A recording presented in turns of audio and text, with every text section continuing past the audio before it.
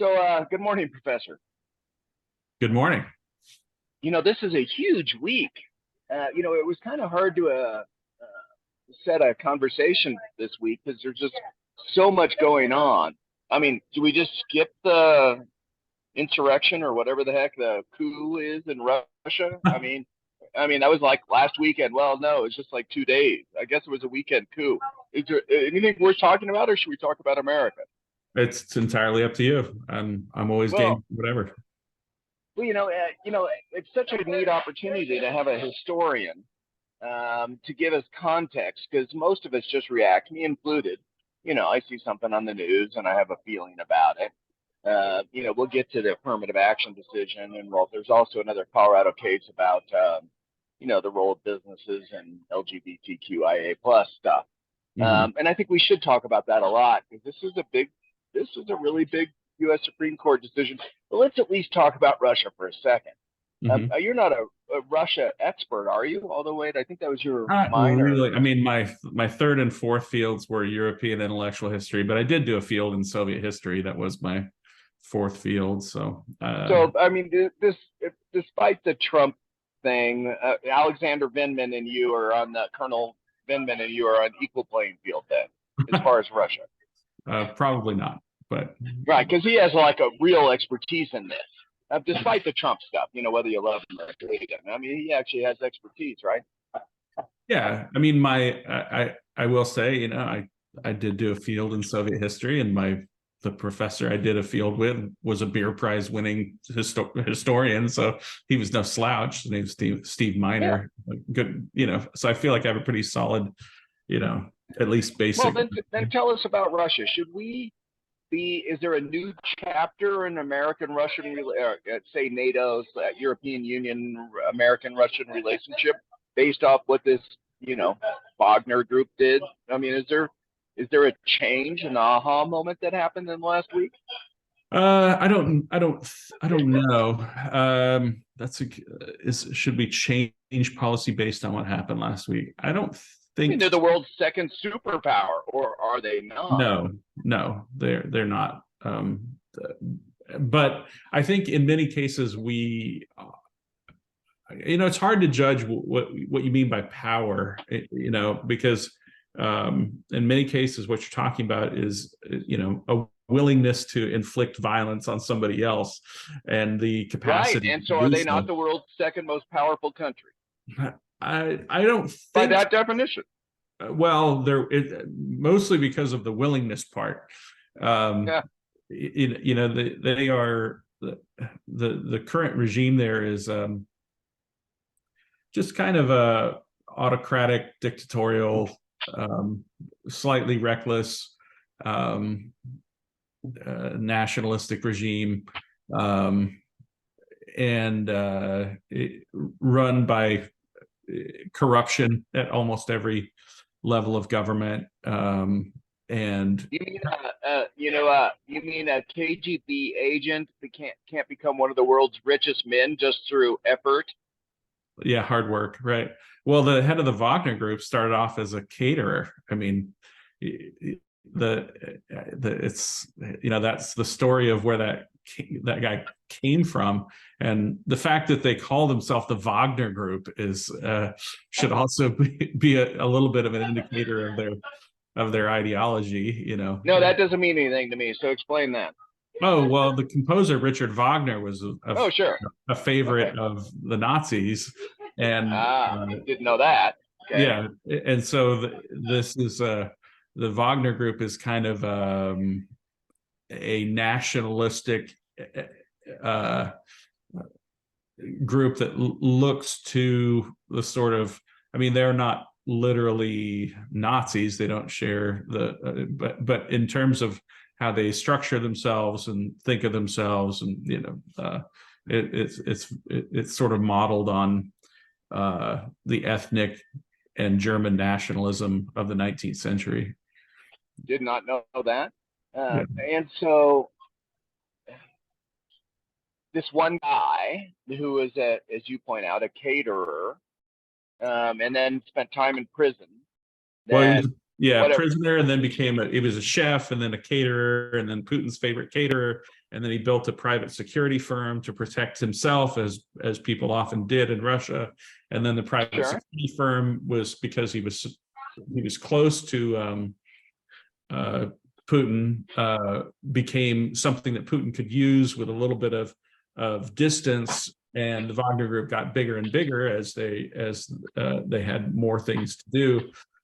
And then the first sort of split with Putin came in Syria. Trying to remember the year, but it was they were attacking an American position, and the United States government notified Russia and said, "Hey, you're attacking an American position, and so you need to stop." And the Russian government said, "Well, those aren't our troops, so do whatever you want." Well, they didn't say so, do whatever you want, but when they said those aren't Russian troops, we went in and killed them all.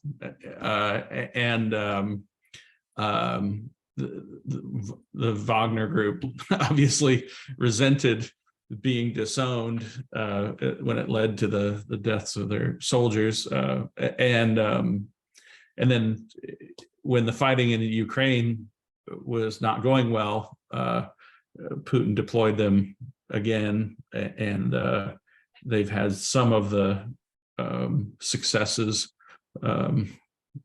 for the Russian side, and then apparently there were more tensions and frictions with regards to maybe an attack on the Wagner Group by the Russian army.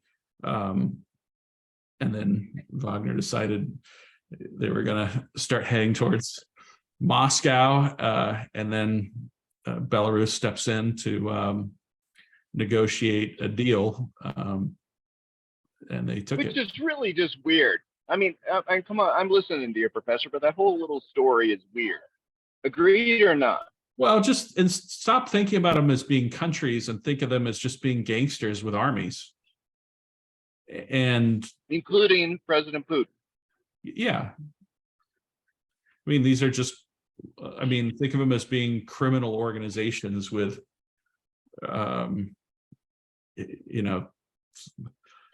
some, in Putin's case, he's got a criminal organization with the trappings and benefits of being a nation on top of it.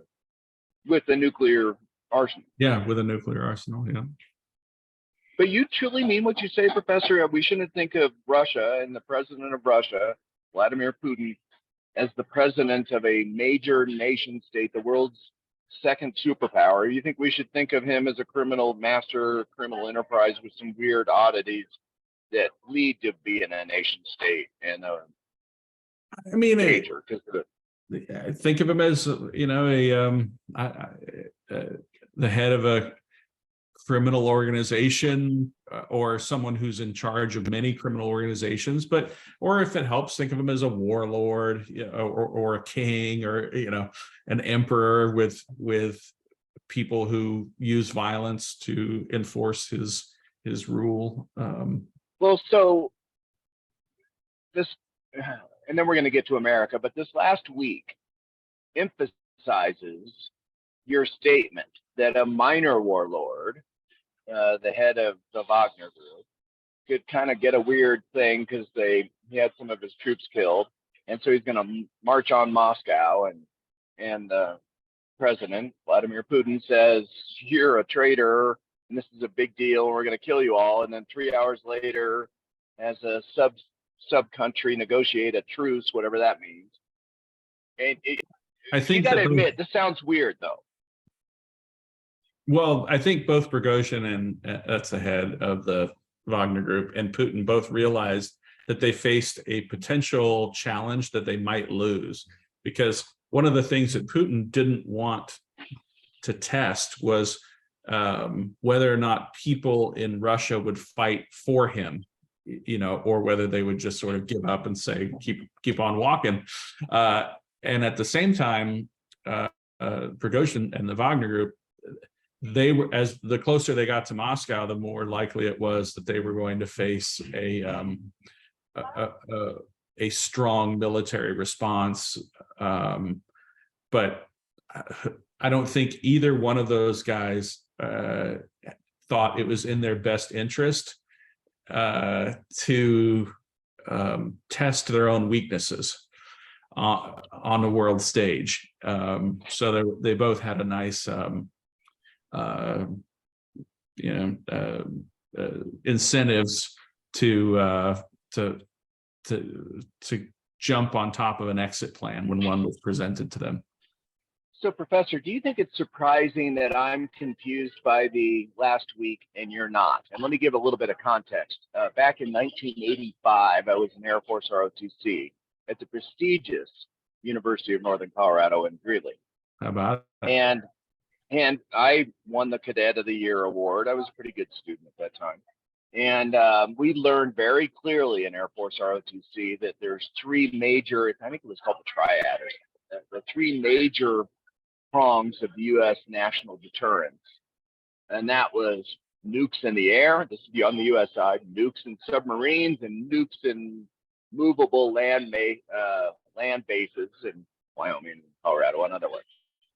And that was a pretty big deterrent because you're not going to be able to knock out our nukes.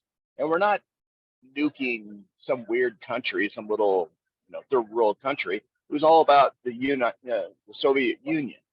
So I grew up thinking that this is a big deal. The United States superpower is spending billions of dollars on nukes in three different ways. And now you're telling me he's just the current Russia is now just a group of thugs with some really dangerous stuff. And our resident research expert just said, DeSantis says that, I think he posted that, says it's a gas station with nukes, a gas station owner with nukes. So tell me, how come I'm confused and you're not? I don't know. I mean, to me, it's a sort of, it's no different than learning the story of, I don't know, any number of armed rebellions that fizzled out. Sometimes in classes, I try to make sure that people understand the difference between a rebellion and a revolution. I think that sometimes that's an important distinction to make. Well, go ahead and do that. I don't remember that distinction. Well, a rebellion is reactionary and does not necessarily have an ideology behind it. It's a group of people who are aggrieved about a specific thing, and they're the thing that they're upset about, they're willing to use violence in order to undo the thing, but it doesn't have a sort of broader political agenda. And so what we saw, I think, from the Wagner Group was a rebellion. They were angry about a specific thing, and then once that specific thing was addressed or it became too challenging, it fizzled out. A revolution, it has an ideology behind it, and revolutionaries will fight for their ideals and are trying to set up a specific political program.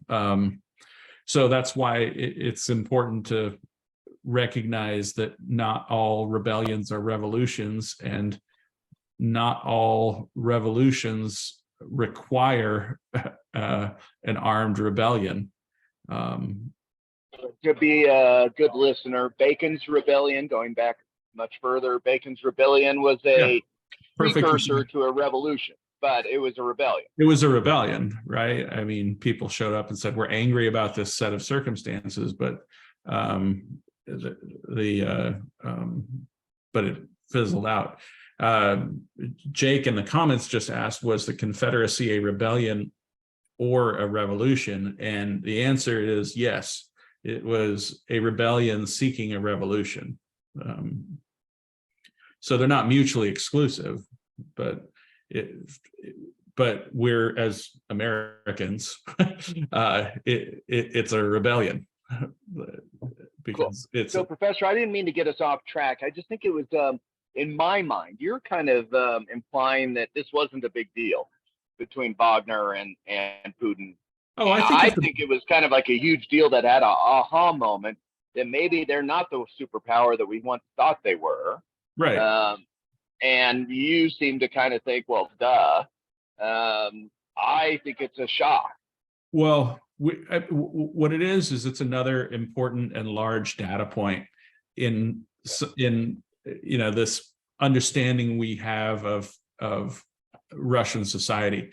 Societies that are built on violence are often houses of cards, meaning that when everyone in society is motivated by stealing and violence, you get things like there's no incentive to actually provide good tires to your military trucks. You're just going to say, oh, we need tires for our trucks. And then somebody's going to steal the good ones and swap them out for cheaper Chinese ones that will just collapse the first time, And what happens is there's a kind of ripple effect when you actually need to accomplish something. All of that corruption and it reveals the underlying weakness of the fighting force. I saw somebody on Twitter, some Russian guy, made some comment that got shared a lot, and it was something along the lines of like, if NATO decided to attack Russia, we couldn't do anything but like dig up some asphalt.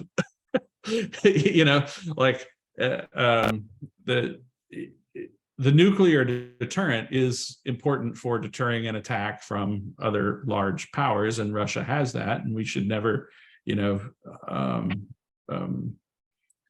forget that if they were truly threatened with an existential threat, they might unleash nuclear weapons upon the world.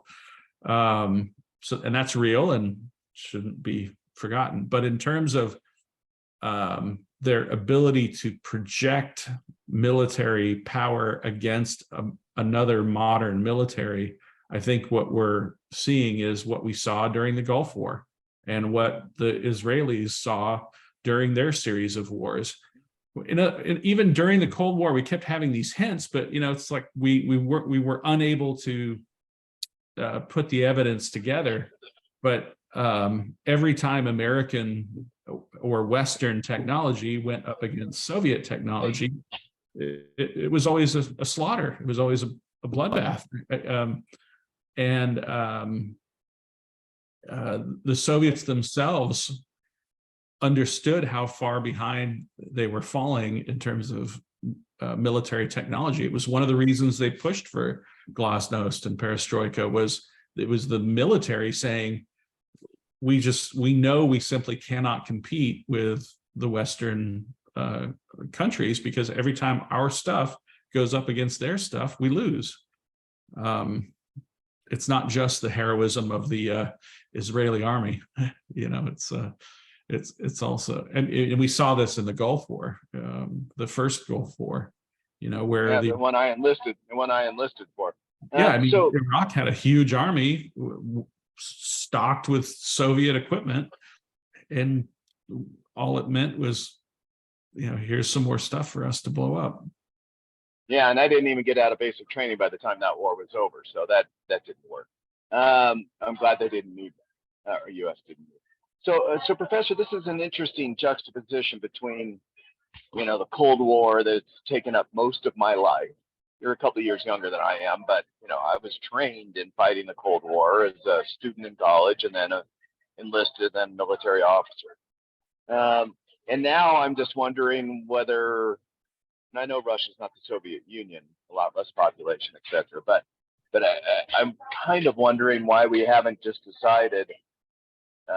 President Biden has slow walked arms. I mean, we've spent a ton of money, so maybe that's not exactly true. But major arms, tanks and F-16s. And now we're eventually getting there. Back to Vindman, he suggested we just try to knock Russia out right now. I mean, let's not invade Russia, but let's just make sure we win this and win it decisively, or otherwise it's going to be a pain in the butt for years to come. We should just win. Do you concur with that or not? Not really, because it also implies that we could know how this is going to turn out. because you know, another thing you learn from history is it's not always better. You know, you could end up with somebody worse than Putin. Oh, I'm not saying invade Russia or not or do regime change. I'm just saying let's win in Ukraine.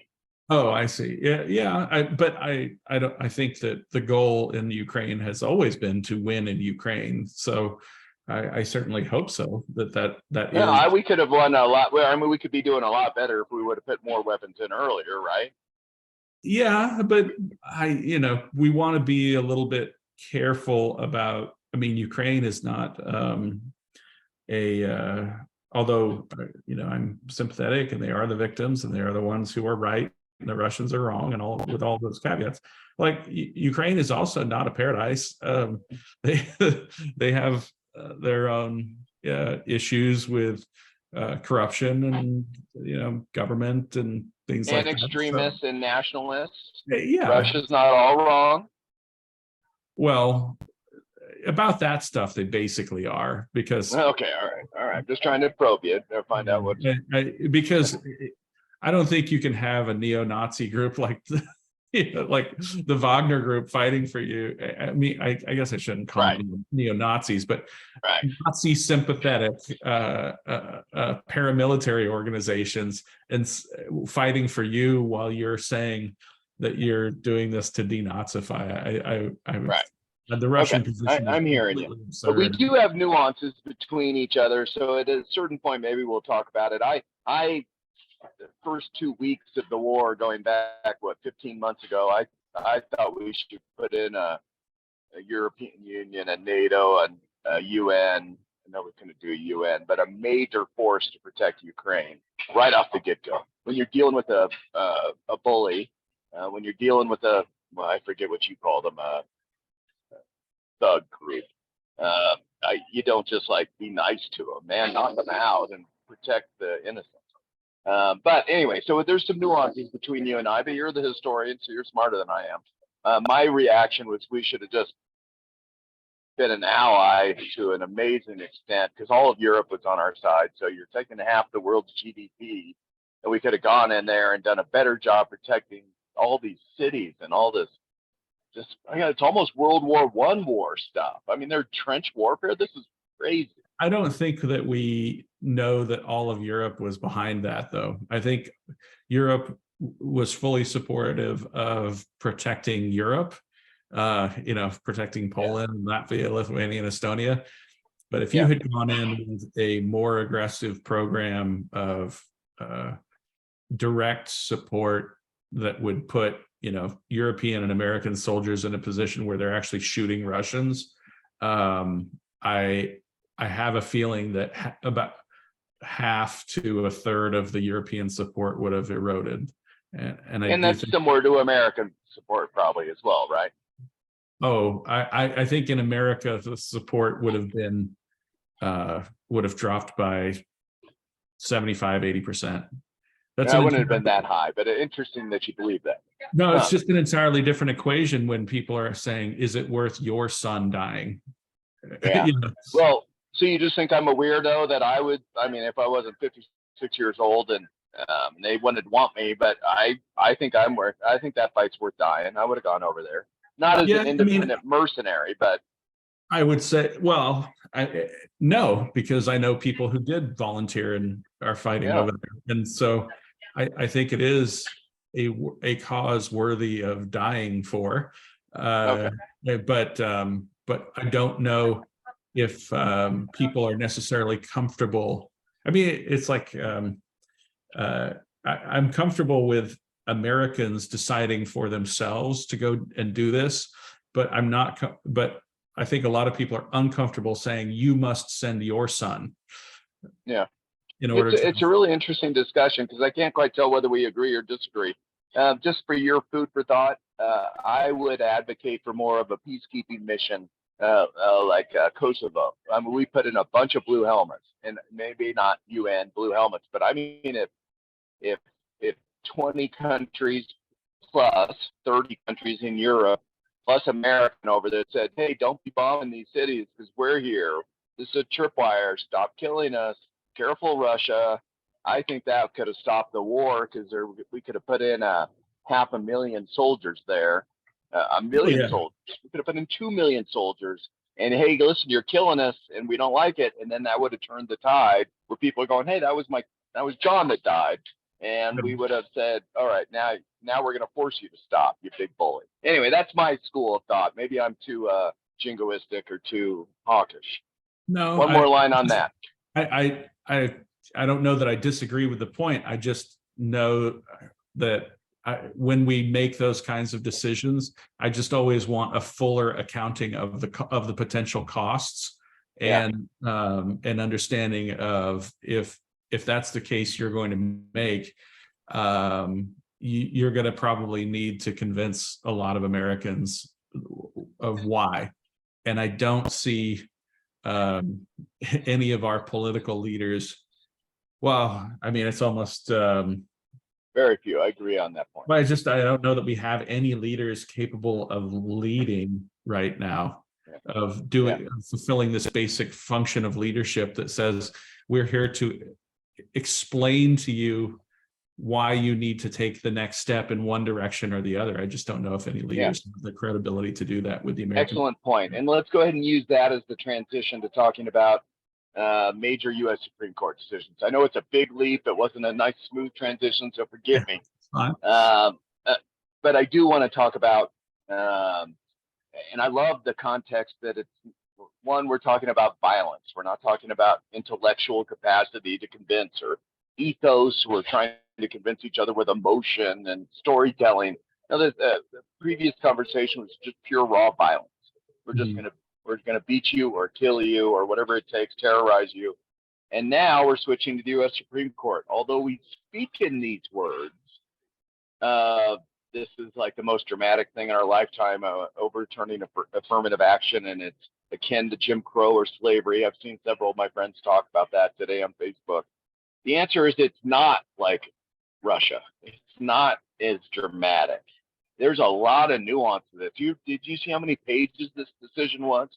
Overturning affirmative action? 37, I think.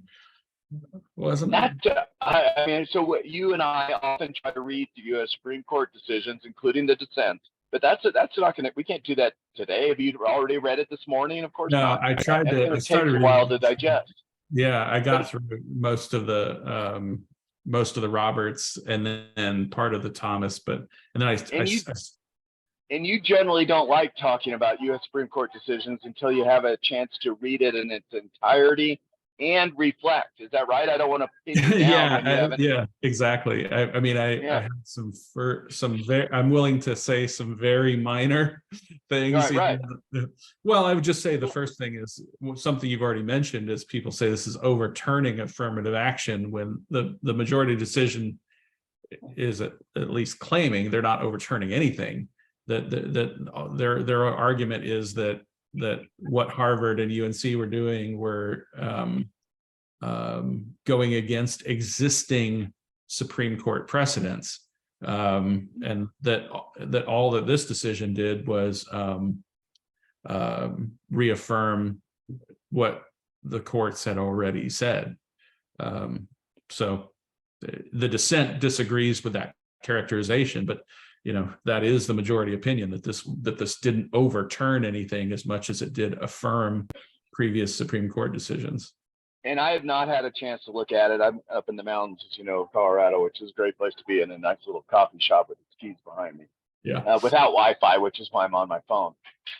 So, Professor, will you take umbrage at this complex statement? I am both, I don't know the right word, but pleased is not the right word, but I'm both satisfied.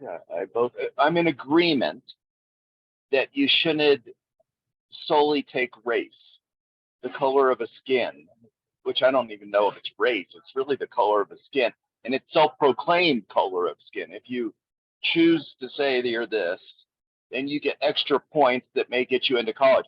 I kind of think that's ridiculous. I've always been against affirmative action. However, I have some deep empathy for folks that have had some bad stuff happen to either their parents, or if they're old enough, to them, or if they've run into racists, to themselves. And they're pissed. They're sad. They think we're backtracking. They think we're not fulfilling America's promise. So although I agree with the Supreme Court, I think it's the right thing to do, I also have some reticence or some empathy for folks that emotionally feel traumatized by this. I get that, actually. I have empathy for that. Do you think that's a complex statement, or do you think I'm a weirdo? Well, I For the understand. second time today. Well, I guess I understand that people feel that way, but there's nothing in this Supreme Court decision that says that colleges can't take your experiences with the fact that other people are racists into account in college admissions. So you can. Well, in fact, this Chief Justice specifically says that, right? I mean, he says that perfectly allowable to take your personal experience into college admissions. And if they want to have a diverse group of people with backgrounds of the trauma that they've overcome, that's A-okay. It's not race-based. It's not a check mark. It's based off you as an individual, not as a group. The fact that, but like, you would never know that if you read the commentary or the newspaper articles. If you consider yourself the sort of basic level of considering yourself an informed citizen is kind of, I read the newspaper and I keep up on current events. But you could read the newspaper and keep up on current events and come away with the impression that John Roberts never said that. The way that this decision is being covered is, almost divorced from reality in terms of the screaming headlines are almost always in direct contradiction to what the majority opinion actually says. So maybe in another couple of weeks or a couple of months, we'll have a discussion on race again and affirmative action. Is this but for now, for purposes of today's discussion, is this a revolutionary concept that the Supreme Court, and you already nuanced this, overturned, and I guess you're saying they didn't overturn affirmative action in colleges? Are you saying, or no, this is actually just kind of a rational step in conservative philosophy that the court had gone too far and now it's pulling it back? Well, the context of today's meeting. Go ahead, Professor, and then I'll give I another hope that context. Reaffirming the 14th Amendment is not just a conservative position. That's because and I think that the part of this that perhaps should have legs and should be, perhaps, I don't know if I call it revolutionary, but should have the largest and longest influence, is just the simple restatement that we have to get rid of race and racism. We have to get rid of discrimination.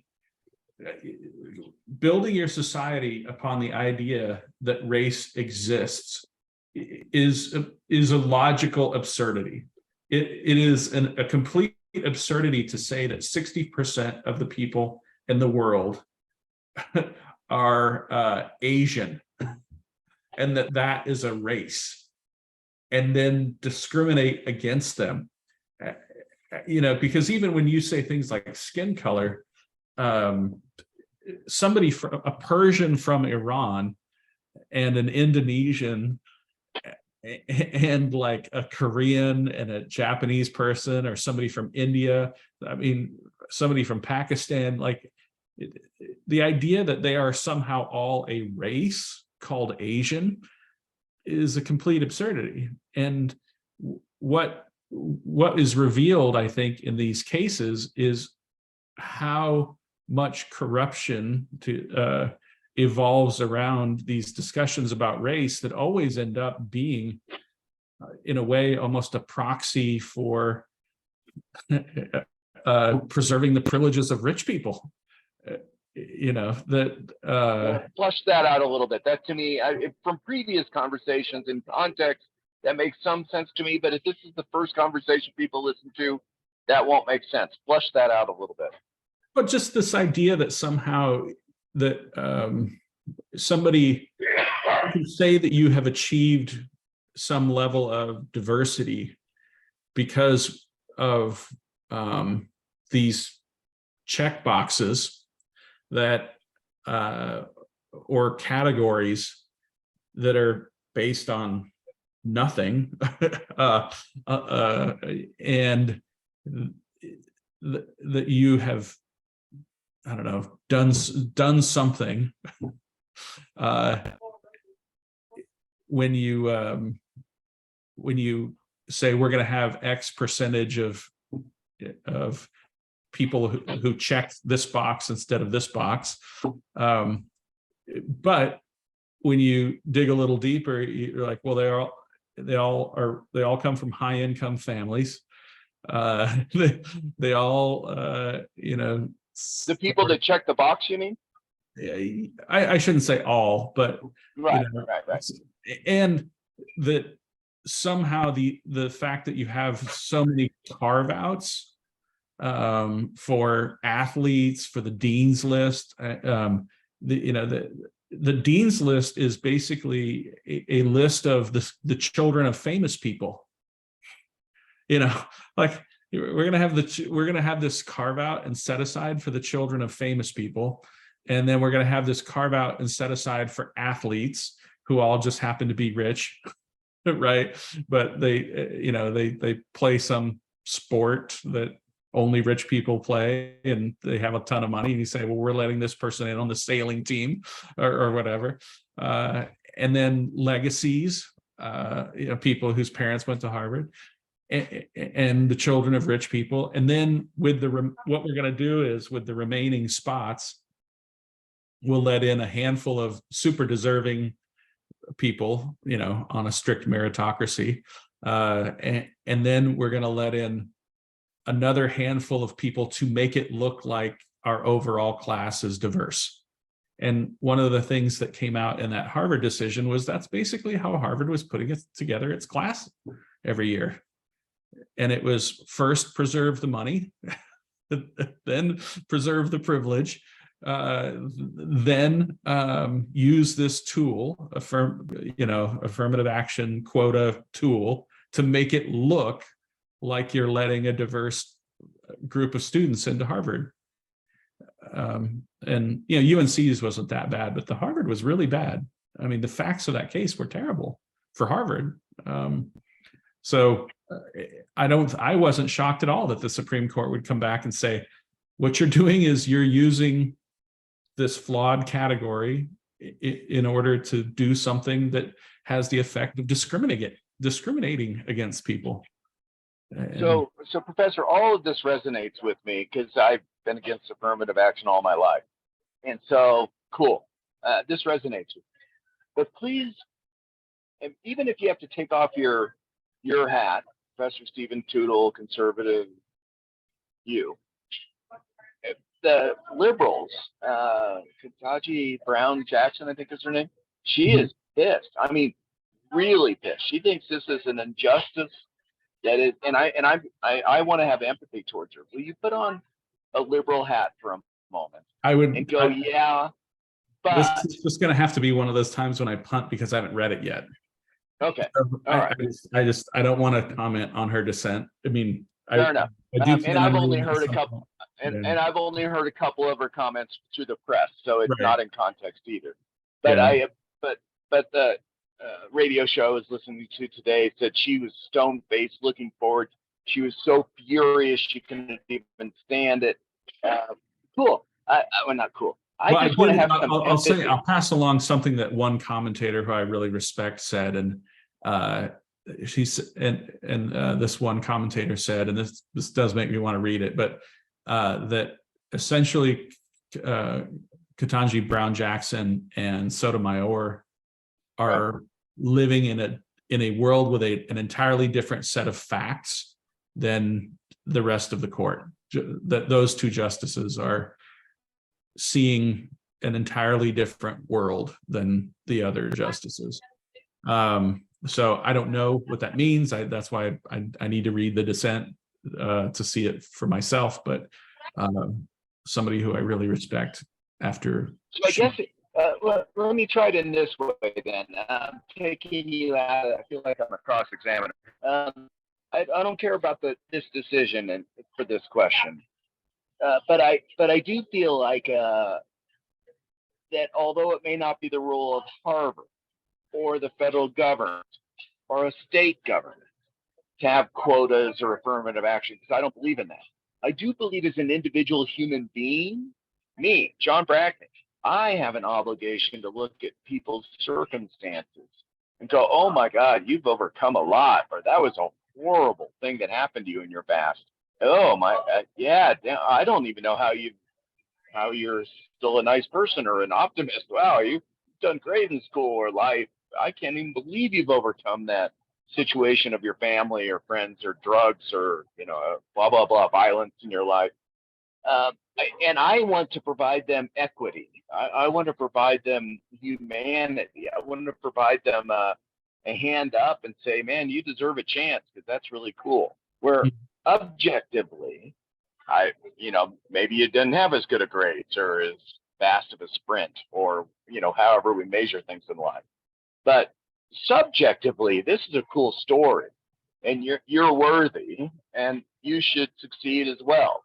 So do you get what I'm saying? I'm not sure I want a federal law or a state law or a school regulation, but as a human being, oh yeah, man, good at you. You deserve a helping hand up.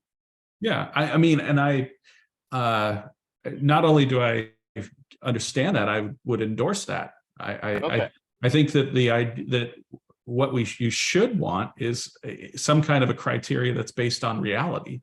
The story of what, and you should be able to take the totality of many factors in determining merit or what's right for putting together the class of your of your particular school, so that you can create the character of your own institution. I mean, if I was Jeff Bezos or Elon Musk or something like this, and I have this fantasy where I would build the greatest university in America and only admit people based on their standardized tests and not let any rich people in.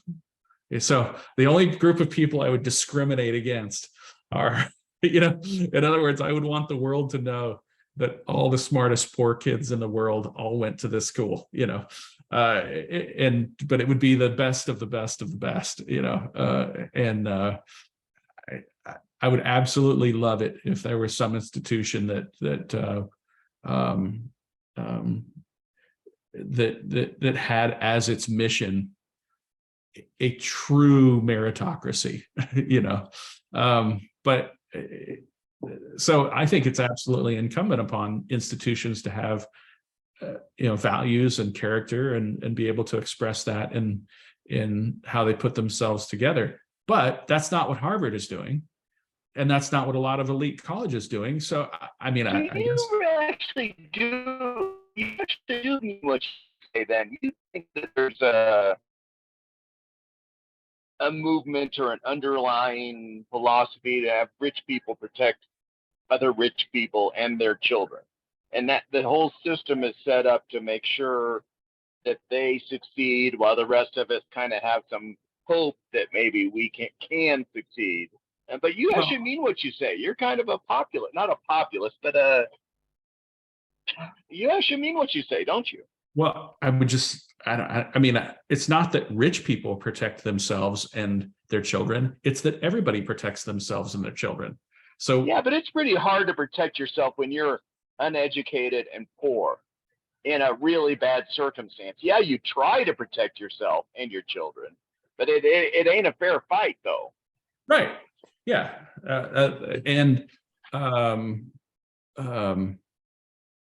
Yeah, it's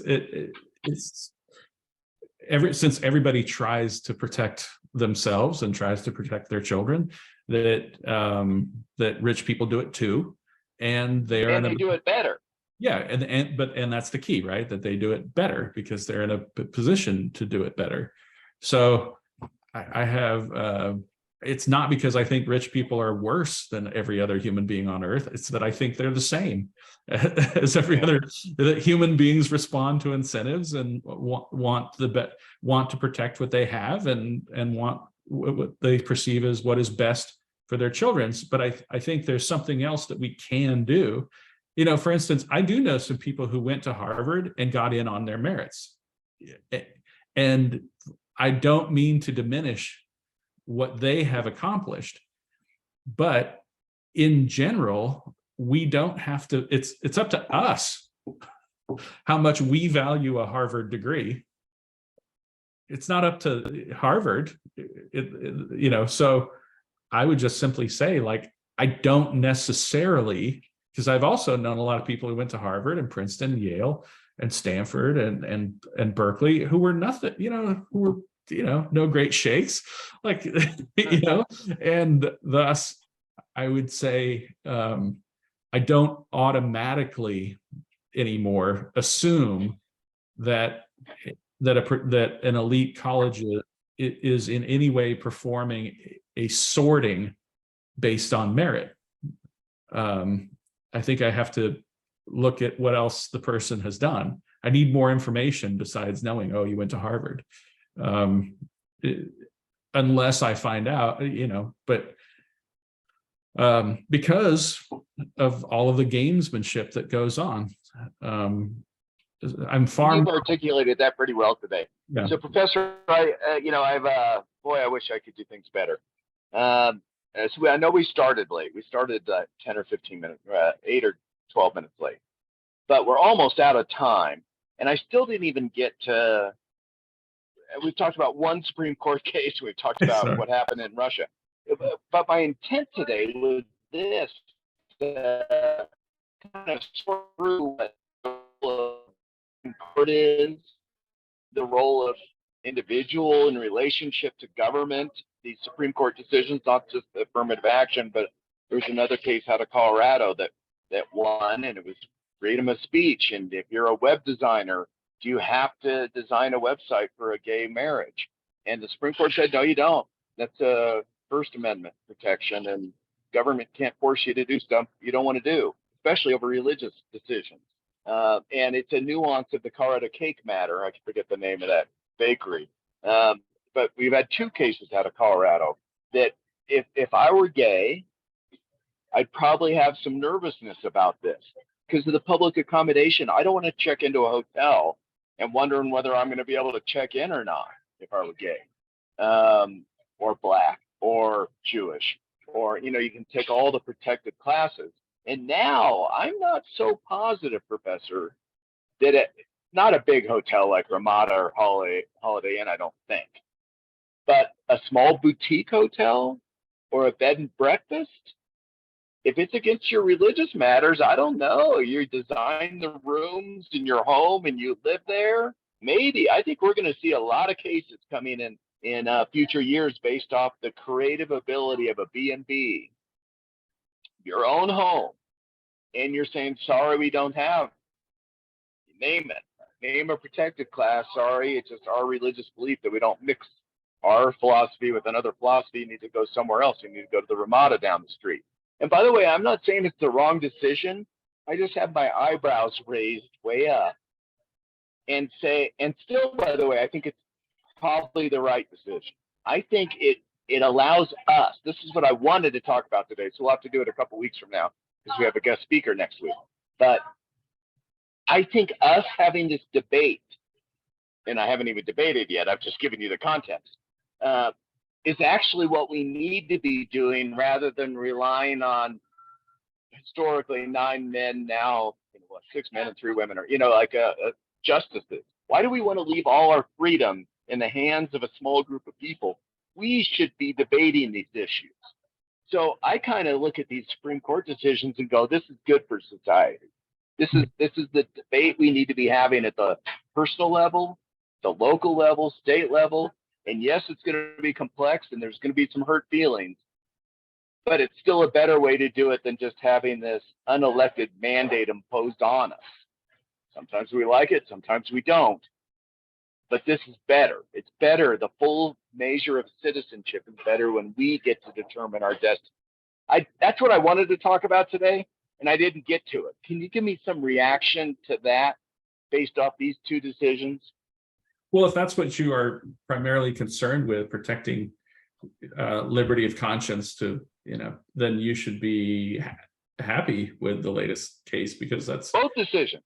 Yeah, right? In both cases, it's saying that what the government needs to protect is your freedom of thought and freedom of action.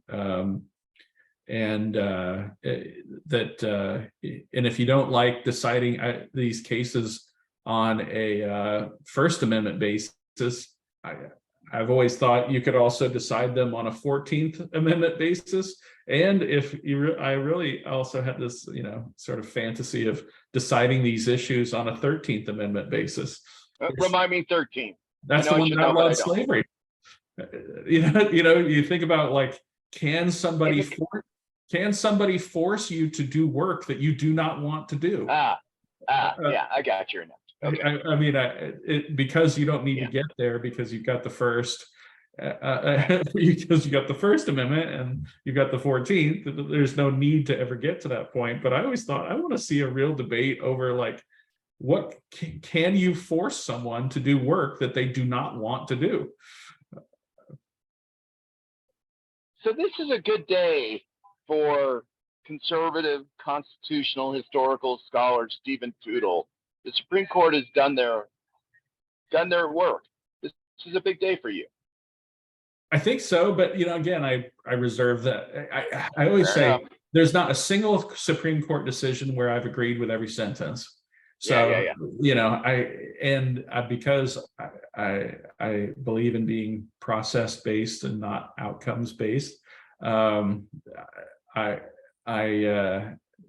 know that no victory is ever complete or perfect in my eyes, but Professor, you have a lot of liberal friends. I'm sure of it. You work in a university.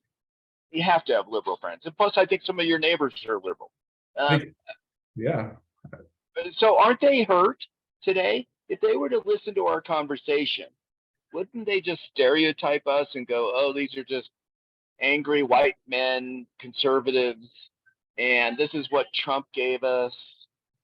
Now it's a conservative court, and we got to go to the polls to overturn the Supreme Court." Or several of my friends have said that now it's time to pack the court. Enough's enough. We've got to overrule this injustice. Can you extend an olive branch, or maybe not an olive branch, but at least a hand of friendship, saying, I get it. I'm with you. I understand your concern, but here's why it might be better for you in the long term. Can we help me give some empathy to our friends that are madder than hell today? I would say they shouldn't be mad, and they shouldn't be mad at this conversation. I was going to say, because you used the word listening, if they actually listened to what we were saying, I don't think they would be upset. But if they don't listen, and if they don't read the decisions for themselves, and they rely on headlines, commentators, and partisan actors who are twisting these things, then I'm always willing to have a conversation with somebody who has done the reading, but until you actually do the reading, So, Professor, let me ask it in this way now. I'm going to go to the extreme intentionally just for a second. There are folks on the right, and I know we don't like the right. There are folks that are conservative, far conservative from you and I. But friends, people in real life that you and I have known throughout our decades that were madder than hell at government. So much so that the extremists, the small, tiny portion amongst them, were able to do crazy things, including the insurrection on the Capitol.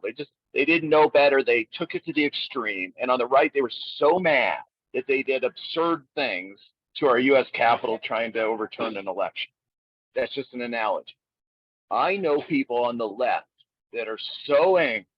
These are friends. These are not hypothetical people. They are people I know in my real life that are so angry at the Dodd decision, overturning Roe versus Wade, and so mad at affirmative action or what they perceive to be as racism in America, that the small, tiny portion of extremists amongst them, the far liberal, the far left, I know you don't like that term, that they would be willing to do extreme things, including violence, against the far right. And I know you don't like those terms. Well, I don't. It's not that I don't mind the terms right and left. Yeah, right. If you're a member of the actual right and the actual left, then by all means, call yourself that. Yeah. Yeah, and that's for a different show. But help me give empathy for those people, not just saying, "Oh, you need to read the decision."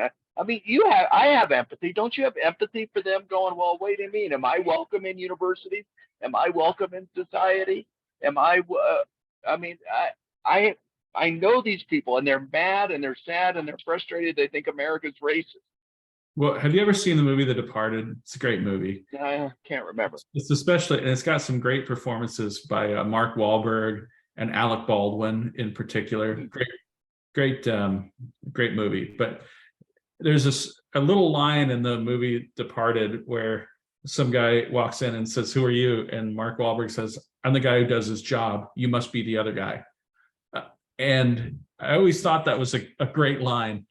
And here's what I would say to anyone who is tempted by extremists to use violence based on partial or imperfect information. Are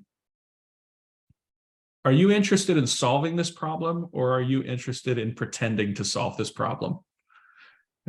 Because if you're interested in actually solving this problem, or making it better, I should say, because no problem in human experience is ever solved. But if you're interested in actually making progress, then yeah, we can have a conversation. But if you are someone who just wants to pretend to solve a problem, then no, there's really not much we can do that would be productive. Okay. Yeah, go ahead. And this is Tony. John, I just want you to give you a 5-minute warning. We're at 6:40 before it shuts down. So. Yeah, I got you. Thanks, Tony, producer. Professor, I didn't get to everything I needed today, but that was helpful. You still didn't help me on the empathy thing. You still sound academic and logical and thoughtful. Can you give me any empathy or no? Well, I would just say, if there's somebody who's angry or hurt, you say, what's the problem we're trying to solve? And then you say, okay, what do we agree on? And then you say, are you willing to work on all the stuff that we agree on before we start working on the stuff we don't agree on? Can we please do, if we've got 9 things that we agree on, can we do the first 9 and then debate the 10th? Okay. That's good enough for today. And I know we're out of time because Tony's telling us we're out of time. Do me a 1-minute favor. Next Friday at 11 o'clock Mountain, 10 o'clock Pacific, we have a friend of yours. He's a multiple author. You say you've read all his books. I think it's 5 or 6 books. I mean, it's a lot. Yeah, he's one of the few historians. Distinguished professor. Just give us 30 seconds about your friend. Who's our guest next week? It's Professor Stephen Knott. He is one of the, not just history professors, but one of the people I most admire in the world. He has my endorsement as a scholar, a human being. He is good in every way that the word good has meaning. I don't know of a single accolade that I would bestow on a person that I would not bestow upon Stephen Knott. He is, in addition to knowing a lot, he's also a good writer. He's also really funny. I don't know if that comes across in his books, but in private, he is hilarious. He is patriotic. He loves America. He cares about the truth. He's hardworking and diligent and funny and a good friend and a great human being. And I put him up in the pantheon of, I mean, when I say I've read all of his books, I don't know that I've read all of them all the way through, but I hope that is an indication, especially because he's written a lot of books, of how much I think that whatever he writes is worth reading. Whatever he writes is worth reading.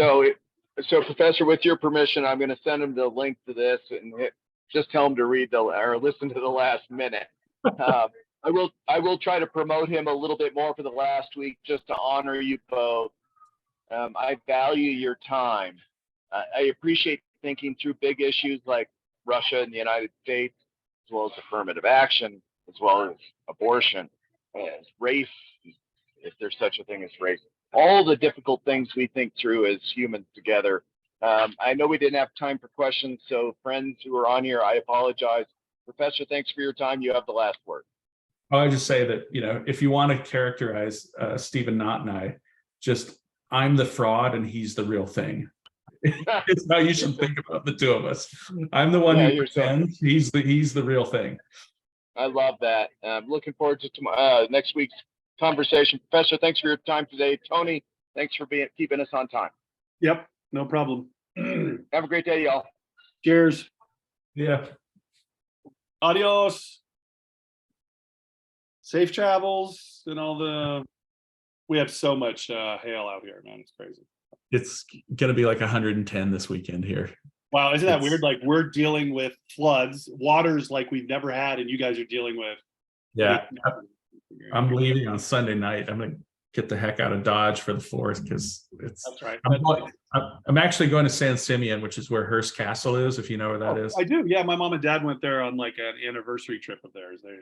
Yeah. And I think it will be 75 degrees and there won't be a lot of people. So that's what I like on when I want to get away.